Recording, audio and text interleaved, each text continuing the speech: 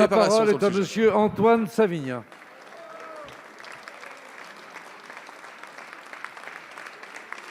Monsieur le Premier ministre, Dominique, 45 ans, Philippe, 30 ans, ont, dans le cadre de l'exercice de leurs fonctions au sein de l'antenne PJ de Cergy-Pontoise, été victimes d'une ignoble attaque d'une violence inouïe.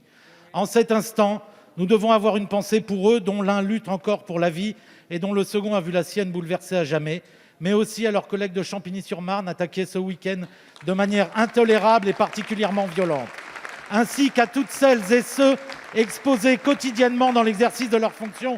Je voudrais qu'ici on leur rende hommage pour leur courage, leur sang-froid et leur professionnalisme.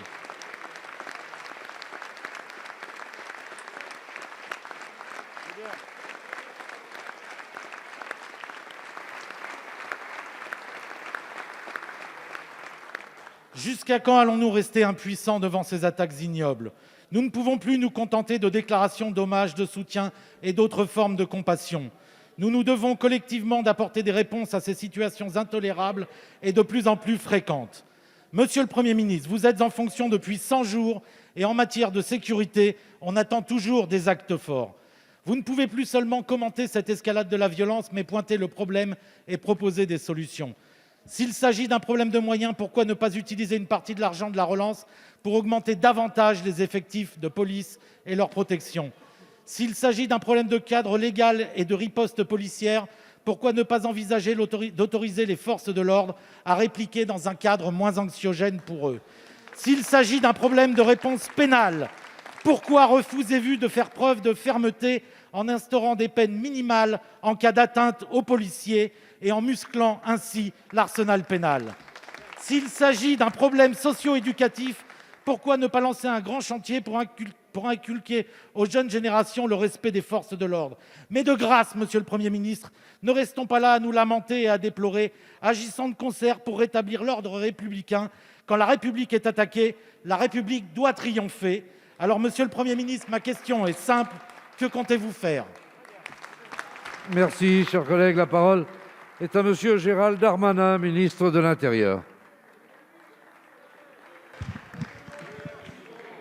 Monsieur le Président, Mesdames et Messieurs les députés, Monsieur le député Savigna, permettez-moi évidemment de m'associer à l'hommage que vous rendez aux forces de l'ordre et singulièrement aux 2 policiers qui, très sauvagement, ont été attaqués et qui, selon toute vraisemblance, les actes qui ont été commis contre eux étaient pour leur causer la mort.